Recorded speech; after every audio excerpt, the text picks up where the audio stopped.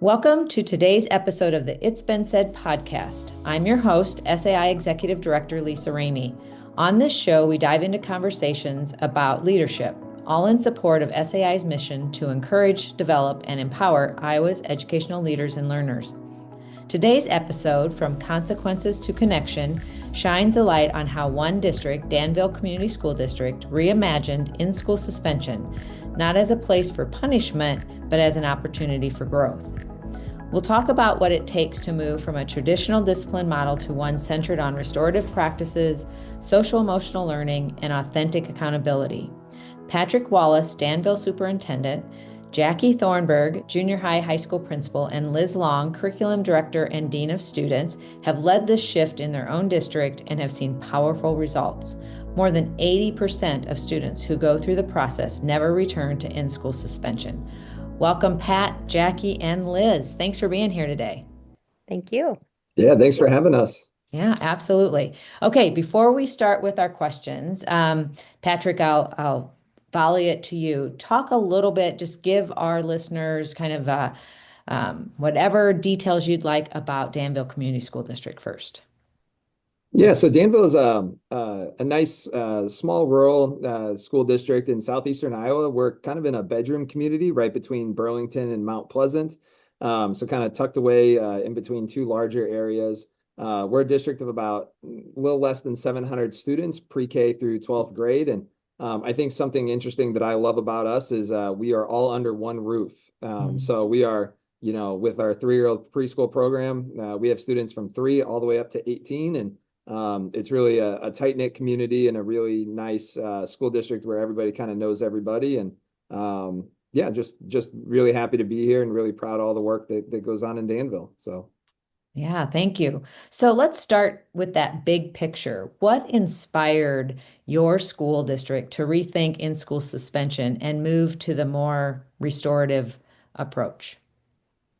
Yeah, so our district's really kind of taken over the last 4 years kind of an intentional approach with both academics and social emotional learning. It's kind of common to call it, thinking about the whole child. And so we just took a hard look at all of our current processes and procedures and tried to find holes, right? Kind of a self-study and where could we get better? And in-school suspension really kind of came out of a need to have some sort of instruction around social emotional learning in response to student behavior. I think about the traditional in-school suspension model and how it's very time bound. You get 3 days for this offense, 5 days for this offense. And it kind of functions as a glorified timeout, right? And oftentimes it's in the most exciting, energetic part of the building, the office, right? And so we were looking at students who were spending 3 days in the office, and not necessarily having like a great time of it, but it was engaging, right? They're hearing every phone call. They're hearing every parent come into the office or kids coming in late or, oh, who's passing by the office to go into Mrs. Thornburg's office. Or at that point, it's distracting. And so they're kind of in a situation where it's not really conducive to learning from their behavior, right? So they would be, required to do schoolwork, but without the help of the teachers, right? Because they're not in the classroom, which led to its own set of struggles. And it was glorified timeout, right? And so we thought of, okay, how do we take a process that kids obviously have actions that they need to be removed from the classroom, but how do we do it in a way that builds empathy, which is one of our core values, builds integrity within students and this idea of doing the right thing because it's the right thing to do. And how do we have them face that in a way that's truly accountable and authentic to them. And so that's where this was kind of born out of, was we tried to take an antiquated system and then make it fit what we know is good for kids and really try and help them be authentically accountable in a way that makes a difference in our school community, right? And I think the biggest piece of this was the rethinking of the time-bound component. It's no longer you're there for 3 days because that's what the handbook says. It's you're in-school suspension until you authentically fix the harm you caused to a lot of different people, one being yourself and your own reputation, right? You've presented yourself in a way that is probably counter to the good person that you are and can be, right? You've harmed the victim of your actions, which could be another student, could be a teacher, could be the classroom environment, and you've harmed the school community. And so a component of this as we get through this is every student who goes through this has to do 30 minutes a day of community service. And so, that is eye-opening to them to think about how their actions have influenced, all those different aspects of our school community. So that's kind of the big picture. And the process was born out of, our approach to social emotional learning. And it just kind of spiraled from there. So Jaci, anything to add to that first question from the building leader perspective? I don't think so. I think one of the huge pieces that he talked about was the time bound issue. And even talking to parents, they expect it to be 3 days or 5 days, or they don't necessarily, it's hard for them to wrap their heads around the idea that kids can actually, in essence, restore the harm that they caused sometimes as quickly as 3/4 of a day, or it just depends on how well they get through that system and what they do. But that was kind of a learning curve for, I think you have a question later on the list about for staff, that was kind of a learning curve for staff as well. They understand that time bound system. And so yeah, I guess that's all I would add. But so far it's been a great system. So Yeah, I think about everybody's used to, hey, when like you're talking about that time bound, like everybody's used to this is how it's been done. And so while a new approach, whether we're talking discipline here, but any other type of approach sometimes is better, it's hard for people with that change, right? Because we're so used to a certain way. But yep. we'll talk more about that later. I So guess the other thing I would say, I do have one more thing. Yeah. Kids think of us in admin as we're no longer teachers. We don't teach anymore. And so I think this is an opportunity for us to say, oh no, we are still teachers. We just teach something different. And we walk through how not to make the same choice again, or not make the same mistake again. And that's my opportunity to teach you and work with you so that you start to see the light in where you went wrong. And so I guess I use that phrase all the time. You don't think I'm a teacher, but I'm still a teacher. Yeah, that's a really good point, Jaci. Absolutely. So, as you all know, many schools struggle with repeat disciplinary incidents. So, how did you begin to address really those root causes of student behavior rather than what we would say are just the symptoms? I think, Pat, I'll jump in if you don't mind. I think the one thing for sure that goes back is within our packet of restorative action, we talk about our core values, and those are kind of the heart of the whole system. And so, we created those core values when actually it was the year 2. We actually had part of the restorative action process in place with our previous PBIS system, and then in year 2 we created the core values that go with it. And so ours are perseverance, respect, integrity, dependability, and empathy. And so part of getting to the root cause is having the child identify which one of those, where they went wrong, with which one of those core values did they in essence break. So I think that's part of it. And then the social emotional piece of them identifying what they were feeling and why they reacted in the manner or the way that they did, and making them identify that. And in essence, we talk about, if you name it, you can tame it. So if they can name the feeling they were having at that time, or what was going on in their head at that time, that has really helped us get to the root cause with the kids. And the kids are the ones, in essence, leading that conversation or that piece of it, because they're the ones that have to say, what they were feeling or where they went wrong or what core value they broke. So. Yeah, what a great adult skill that you're teaching, because some of our adults can't name the emotions that they may be having either, right? So, yeah, that's fantastic. So we know restorative practices can look different depending upon the setting, right? In every setting. So what does a typical restorative, I guess I'll say in-school suspension process look like? So what's it look like at Danville Community School District? We have a restorative action plan. And in that restorative action plan, we have a packet, and there are 8 steps to our restorative process that every student has to go through that would get an in-school suspension, no matter what the in-school suspension is for. Some of those steps will vary based on the offense or the tasks they're asked to complete. But for the most part, every student in in-school suspension follows the same 8 steps. So for the first step, we ask them to complete some reflective questions, like you guys have mentioned previously. That's what I was just alluding to, correct. And so they complete those reflection questions, do that packet, and then they turn that packet in. And then as the dean of students or one of the principals, we will review their answers. While we're reviewing their answers, they're typically doing like work from their classrooms, because one of the steps that I'll talk about is completing schoolwork that's assigned by their teachers that they're missing from class. So usually while we are reviewing their answers, they have other tasks that they're completing. And then after that, the process usually kicks off with what we call a restorative conversation. And so that just means that they have spent a decent amount of time reflecting on their emotions, the other person involved's emotions, if that applies, what happens, what was the purpose of their behavior, what were they hoping to have happen, what do they think they need to do, what do they think they need to do to make things better moving forward, things like that. And so after we review those, then we have that conversation as the staff member with that student to just ask them a few deeper questions on maybe one or two of the answers that they gave in the packet, just to make sure that they were sincere about their answers and they really do understand what was going on and have a deeper understanding of what happened that got them in the in-school suspension in the first place. After that conversation, there are times where we will do a restorative conference with the victim. So if this was a conflict between another student, or a lot of times it's between a staff member as well, we will either call that student to the office, or we will find a time where they can have a conversation with the teacher that they had the conflict with, whether that's one of us covering the classroom so the teacher can go out to the hallway to talk to that student, or if it's during a planning time. But that is the second step in the process. Another one is called a specific activity related to the incident. And this one is the one that really does vary from situation to situation. If it's a conflict with another student, we're usually asking them to do things with that other student, like I've had them do things where we talk about things that they have in common or things they like, to try to build that relationship back up with the student that they had the conflict with.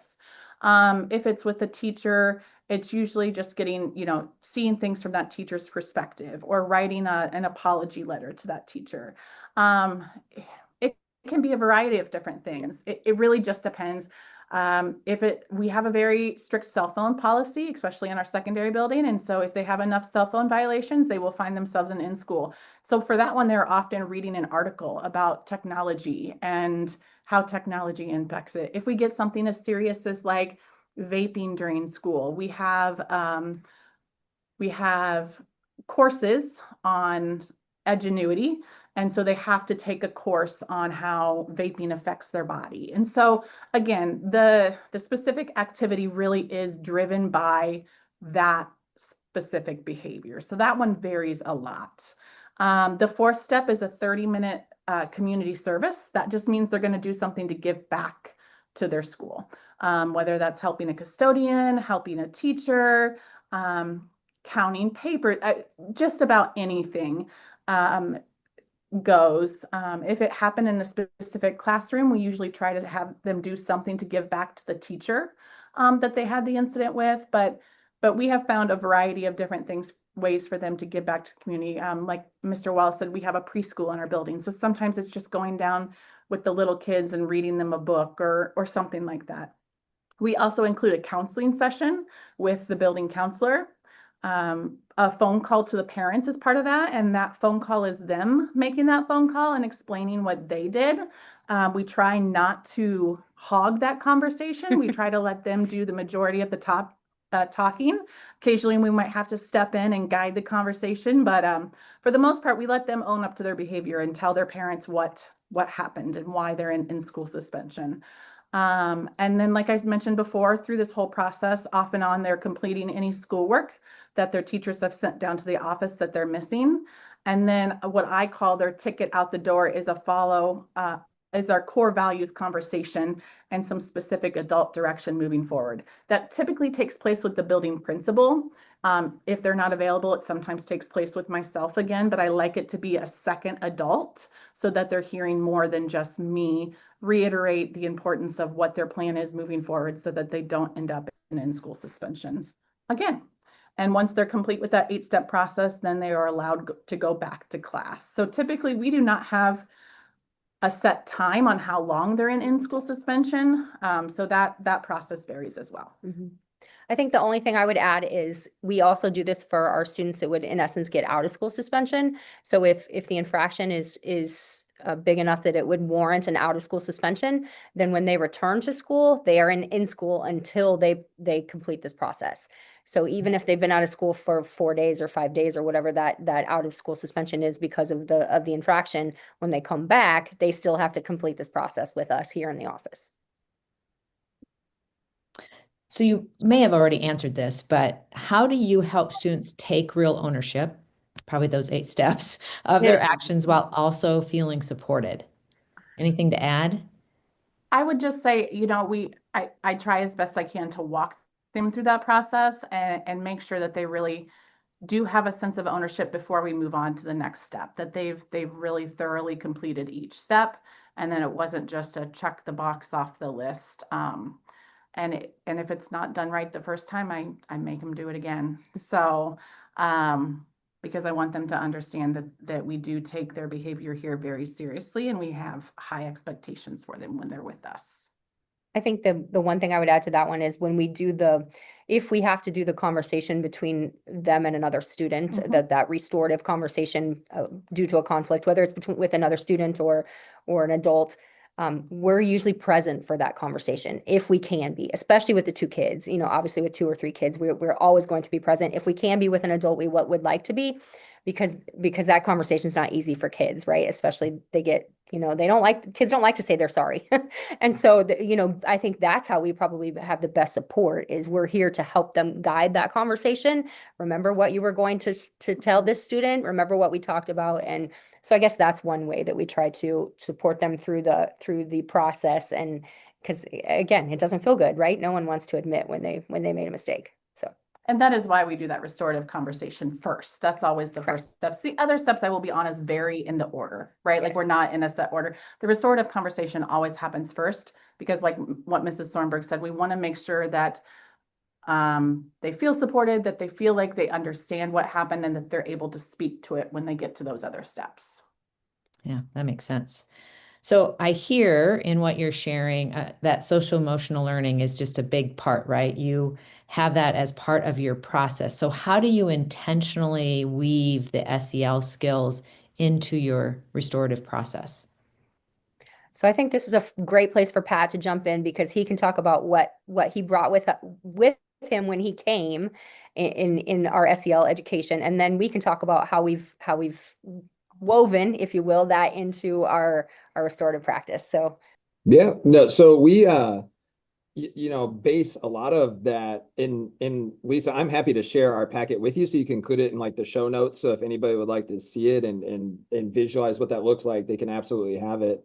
So we utilize a philosophy out of Yale University called RULER, which is an acronym that stands for recognize, understand, label, express, and regulate your emotions.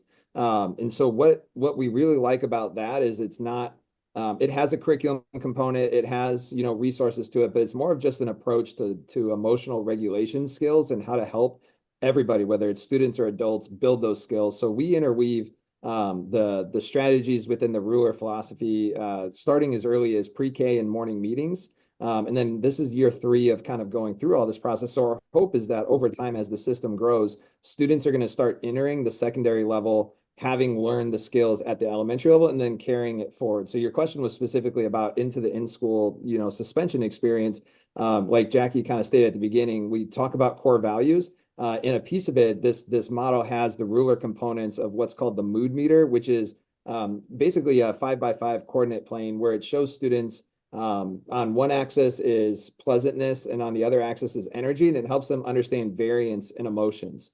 And so we asked them some questions over like, how did you feel before the incident happened? And then so they can reflect on, well, I felt enraged, right? Like, okay, and what in your body did you recognize made you feel enraged? Well, my hands were clenched, I was shaking, I was so mad, my teeth were gritting, and we start to help them see like, okay, when you're triggered, there's a physiological response to that. Like Jaci said earlier, if you name it, you can tame it. So in that moment, it's kind of tying into the old stop and think strategy of, well, if I can stop myself and think I'm angry, well, then I'm still thinking rationally and I can control my anger versus flying off the handle or, the whole flipping your lid thing, and so then we identify, well, how did you feel in the moment? So that was before, then you cussed out your teacher. So how were you feeling while that was happening?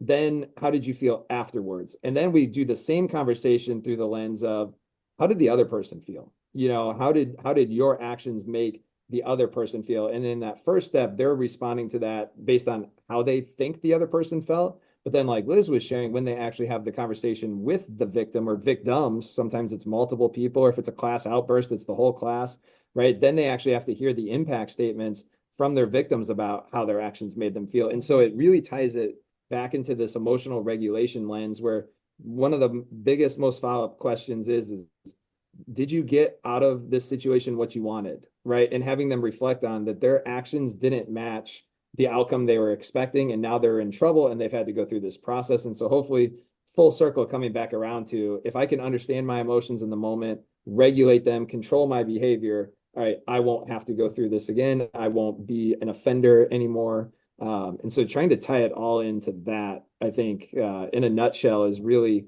kind of the foundational approach of this, is building those emotional regulation skills in students. In an earlier question, I had a thought too, talking about our core values. Empathy is the E in pride in our core values. And I think there's been an erosion in empathy just in society in general. It's very easy to lack empathy nowadays with social media and Snapchat. And I think it's just by the nature of having kids have to have face-to-face conversations with those they harmed. It's reconnecting us back to the empathetic state that we were prior to cell phones and social media, where you had to solve problems personally. And so I think that's really made a big impact too, is kids now have to talk face to face through all these issues. We're pausing for a brief commercial break. We'll be right back to continue our conversation. Stick around. This episode is brought to you by Just Right Reader. At Just Right Reader, we make decodable books in English and Spanish that are great for kids, schools, and families. Our decodables tell authentic stories of student lives, follow a rigorous phonics progression, and include a short video phonics lesson that reinforces learning at home and in school. To learn more about accelerating reading achievement with decodables, visit justrightreader.com. And now, back to our conversation on leadership. Obviously, you just spoke about empathy. So that is building connections, and empathy can take time. So what structured conversations help students rebuild trust with peers or teachers, any adult, after an incident?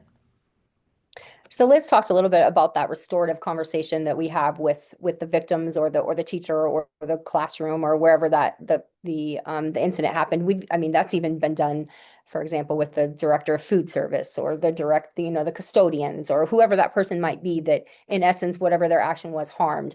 I think the one thing that really, for me, and I can't speak for Liz when she does this, or even Pat when he did it last year as an elementary principal, but for me, I talk a lot with kids about perspective and putting yourself, which is empathy, right? Putting yourself in the shoes of the person that you harmed. And we talk about how your action, what might be, took someone away from the work that they were supposed to be doing. If it's a staff member, if they made a mess in the lunchroom, well, then the work that person was supposed to be doing, they now can't do, because now they have to clean up your mess, right? And so we talk about perspective and put yourself in that person's shoes. Now they're going to have to spend extra time at work. They're going to have to do extra work because of your action. And so we try to, I guess the idea there is just building that empathy and building that idea of, if I can take on their perspective, maybe it helps me realize better, what I did and the harm that I caused. And I think that has helped relationships, even between, like I said, those staff members and kids. They're starting to see, I can't speak for everyone, but many are starting to see, I guess, hold more value for the jobs that everyone does around here. So. I would agree. Okay. So earlier you alluded to staff and the idea of staff buy-in, or really changing that mindset to a time specific, to now it shifts. So how did you prepare and or even support your staff to make this shift, make sure that the shift was successful, And also talk a little bit about the parents or guardians in your community and how that buy-in has happened or maybe not happened. I think the one thing I would comment on is, often staff members or even parents think that when kids come to the office, there should be punitive consequences, right? That they should be punished for whatever their action was. And so I think the idea around which we, as Pat said, we've done a ton of learning around ruler and social emotional learning in kids and the whole child. And so, constantly referring back to that learning helps them see and recognize why we're doing restorative action the way that we are, and getting those kids to think through the process, right? We're creating critical thinking skills in kids every day. So this goes right along with that goal. So again, it wasn't, so I think an adjustment was that everything wasn't necessarily going to be punitive. It's, they're not losing a recess, or they're not losing their open in some cases, but so that was an adjustment.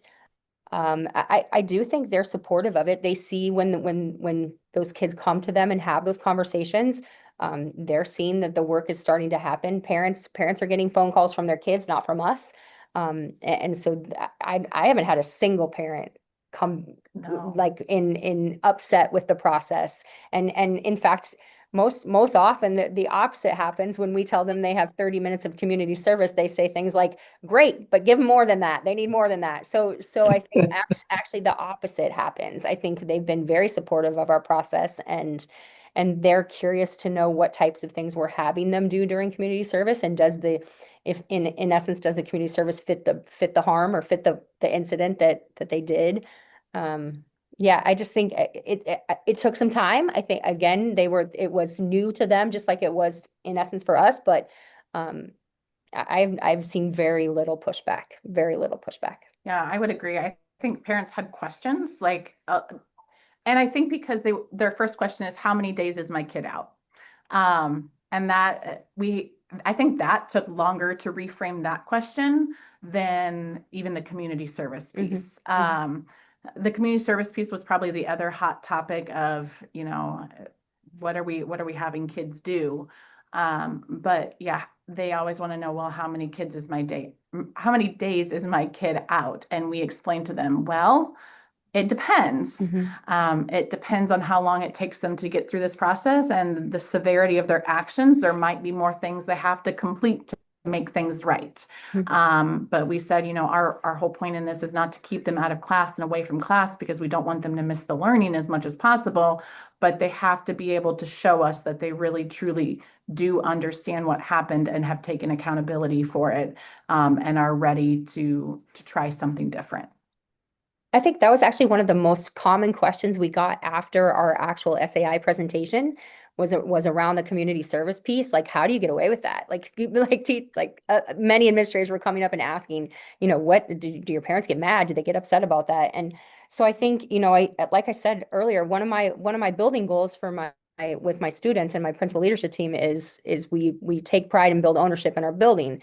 And I do think that this piece has really pushed that goal along, because, like I said, they're starting to take more value in seeing what our custodians do, or what our bus drivers do, and our maintenance guys do. And they start to, I think we're getting there. I'm not where I'd like to be, but we're getting there as far as they're starting to take more care in the building themselves, just because they've, some of them have had the experience of going out and sweeping the halls, or going out and taking the trash out, or going out and picking up the homecoming toilet paper, whatever it might be. But they're starting to, in essence, build relationships with staff members that they don't necessarily see every day, which is a huge goal, right? Relationships all the time.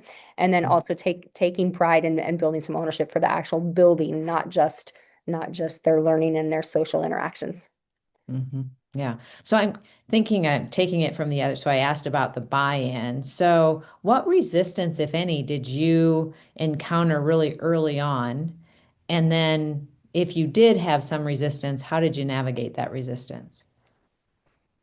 I mean, speaking from my standpoint, I think I heard, like I just said before, like the old question for even staff members was, well, how many days are they out?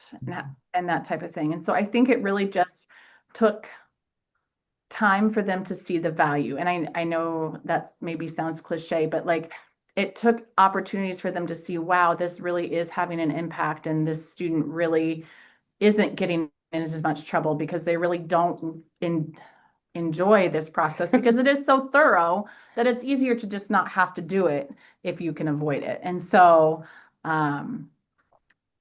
yeah, I will say once staff started to see like, hey, like even though they might not be keeping them out for 3 days, now I don't have to catch this kid up for 3 days of missing class. And it seems as though this kid has turned a corner sometimes. Yeah, sometimes I think we used to think, and maybe some still do, right, that that number of days out, really that was great punishment, but really didn't change behavior. And what I'm hearing with you all is behaviors changing.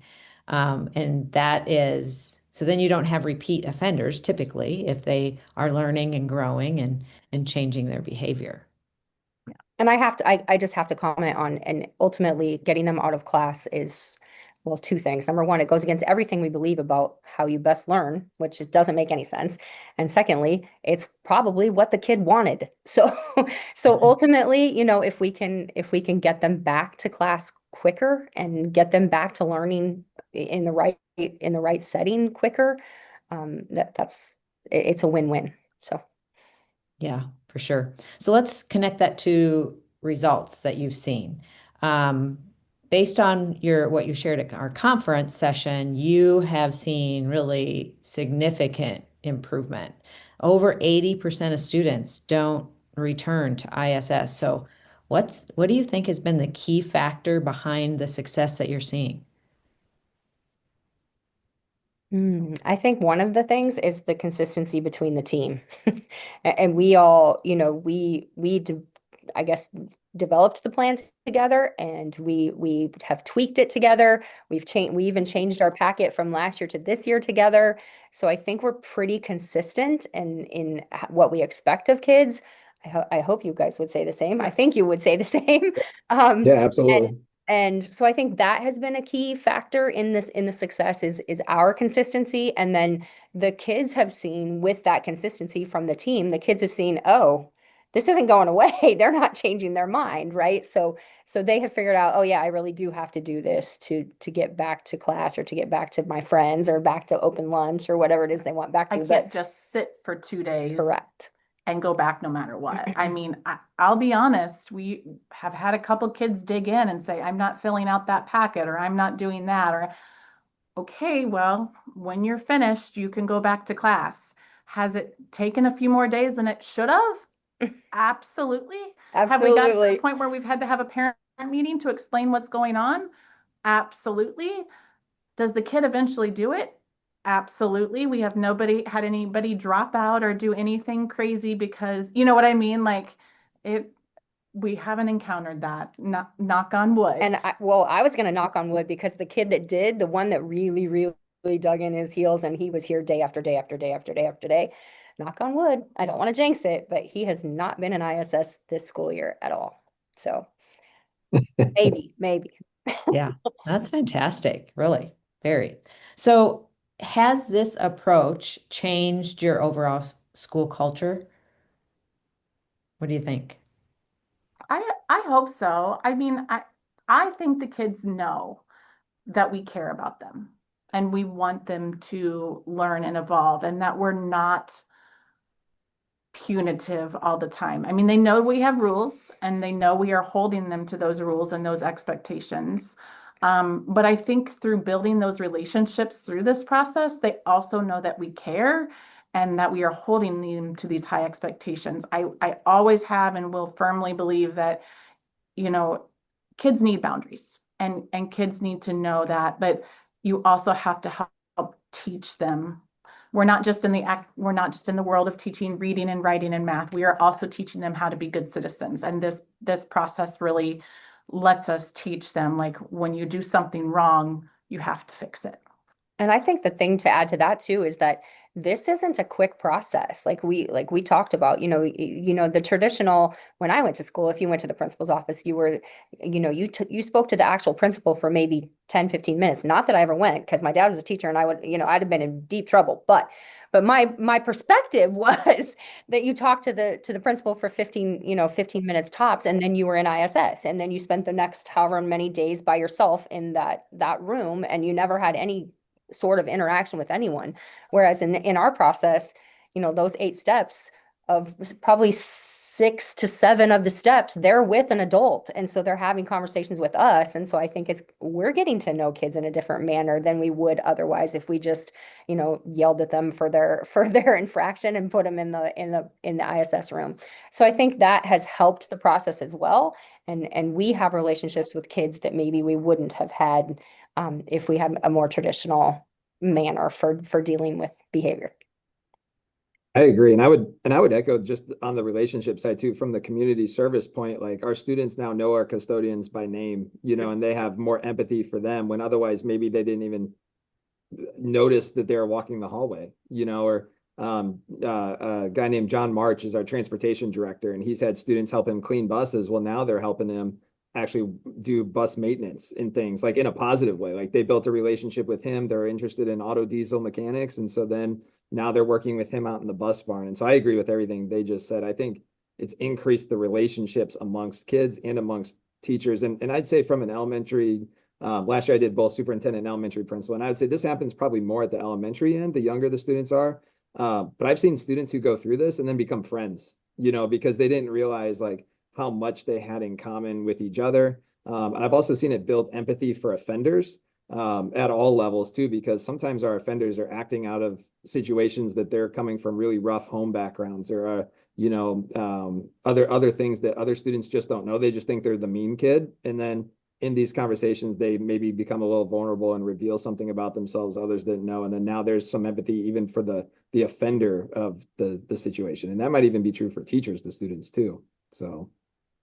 Yeah. You said something about John March, and it made me think on Tuesday night, we had conferences this week, and we have them again tonight, but we had them Tuesday night, and I had a parent come in and say, Jaci, I know your purpose behind everything that you did, but my son spent his community service with John March and thought it was the best 30 minutes of his day ever. He loved it. He thought it was fantastic and wants to come back. And I'm like, no, that's not the purpose. But what he learned from that situation was that he enjoyed the job that John was doing. So I found a little humor in because he recognized that wasn't the goal.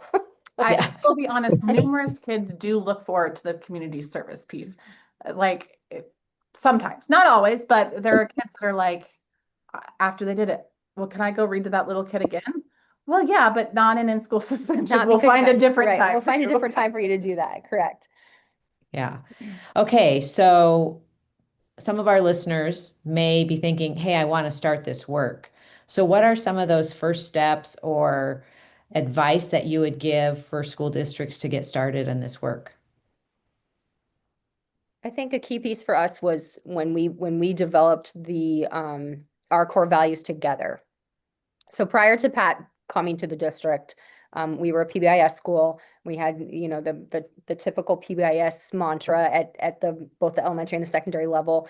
And when he came into the district, first of all, we had some collective commitments that we created as a staff. But then in like I said, year 2, earlier I said year 2, maybe it was year 3. Anyway, year 2, I think ish, we did the core values that are now in this. And I think that's been a huge piece. You have to get, you have to have that shared vision of what you're working towards in your kids. And then even now, just this week, we were creating rubrics for what that looks like in kids.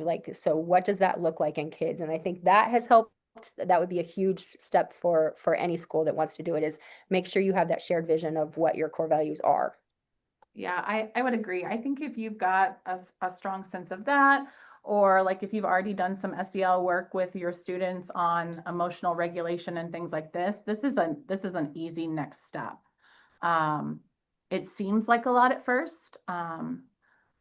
And it does take some consistency and dedication, because if you don't do it, the kids are going to talk and they're going to say, no, I didn't really have to do that work. Yep. And but I think they all know. So I think if you're willing to dedicate yourself to it and be consistent with it, it really is going to pay off dividends in the end.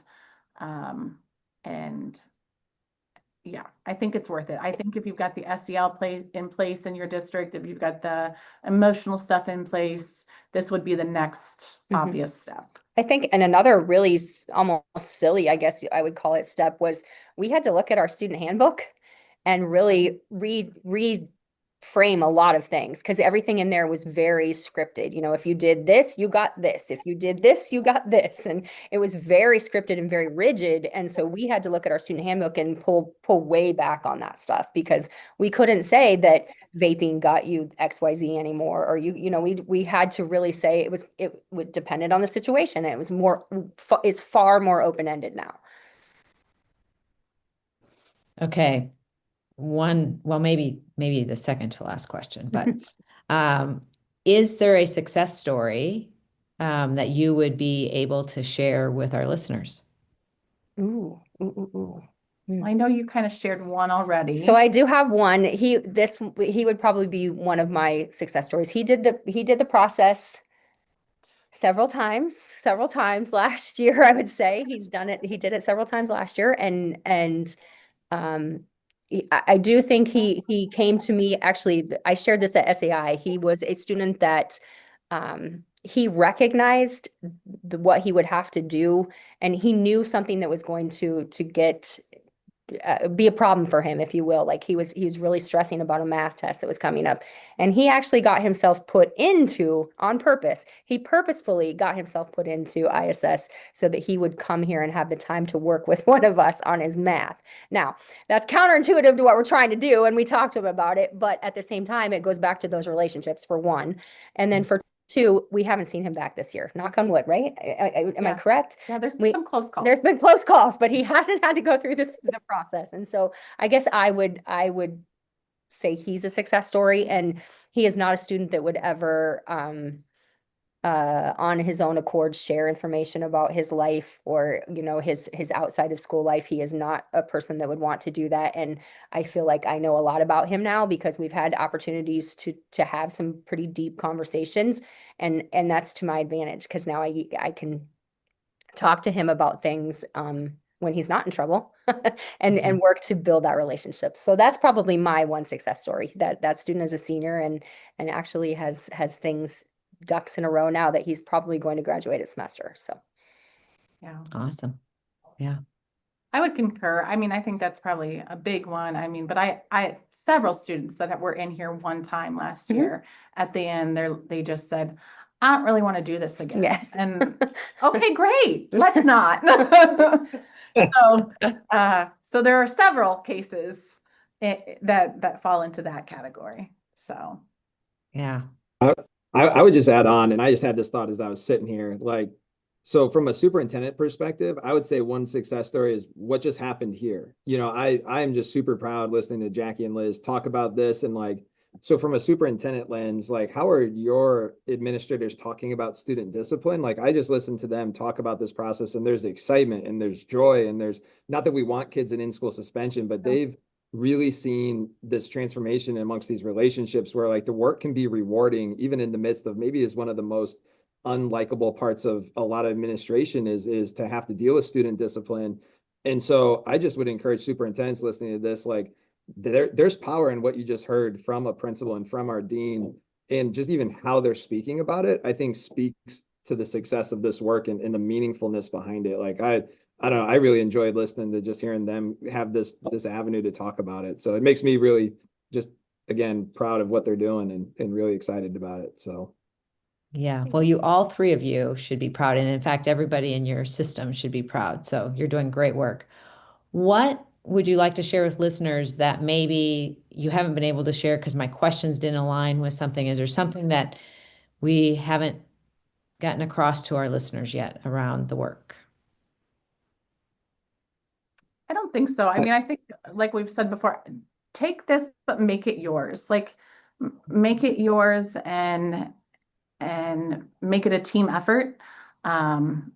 Make it something that's going to work for your team, with the students in mind, with the the idea that we're not just here for academics, that we are also here to teach behavior, social emotional skills, that is a huge role that schools play in student lives. And so I think if you look at it from a teaching perspective rather than a punishment perspective, that is my I guess biggest advice to anyone is think of it as a teaching opportunity rather than a punishment opportunity. In fact, one other little piece I'll share is just taking this action plan. Like, so what I've done is I've also pared it down. So we talked a lot about in-school suspension, but not about detention. So our kids still get detentions, right? Like for unexcused absences or for cell phone violations or tardies. Like those things still happen in our school. Like our kids are not perfect by any means. We still have issues, things to work on. But there is a shortened version of this that I've kind of pared it down. So they still have to kind of go through this during their detentions, even that they don't come in and just serve 15 or 30-minute detentions. They have to reflect on what got them into detention. There's a parent phone call, and if an apology is warranted, they have to go apologize to that staff member before they leave for the day. So, and this is something that I've shared with staff. Like if you give detentions, have them reflect on it. Don't just have them sit there in your room and stare at the wall. Like talk to them about what went wrong and what needs to change moving forward. I think the only other thing I would add is that we have, like I even alluded to it already, is that we changed ours slightly from last year to this year. And so I think we're constantly trying to say, okay, this piece needs still tweaked a little bit. What could we do differently here? And I mean, the 8 steps pretty much stay the same, but maybe how we approach them or the conversations we have with kids. Again, it's not perfect. Our kids aren't perfect by any means. But so we, I think we try to have conversations about how can we make it better? How can we make it more impactful? How can we make them more empathetic? How do we build that empathy in them through this process? Yeah, well, thank you. Really, a big thank you for just the work that you're doing, but also taking the time both at conference in August, but again today, so that other administrators in Iowa can learn from the good work that you're doing at Danville. So thanks for being with me today. Yeah, Absolutely. no problem. Thanks for having us. And listeners can reach out by any means. Yes. I think Pat's going to share the packet, but feel free to email. We've answered a few since SAI, so. Awesome. Very good. What an encouraging and practical conversation about how rethinking discipline can truly change a school's culture. If today's discussion sparked ideas for your own setting, consider taking a small first step, perhaps by integrating reflection and relationship building into your current practices. Restorative approaches don't happen overnight, but as we heard today, the payoff is worth it. Students feel seen, learn from their mistakes, and rejoin the school community stronger than before. Thank you for joining us. If you've enjoyed this episode, share it with a colleague or team who might benefit from hearing it. Together, we can continue to build schools where every student and every adult feels connected, supported, and ready to grow.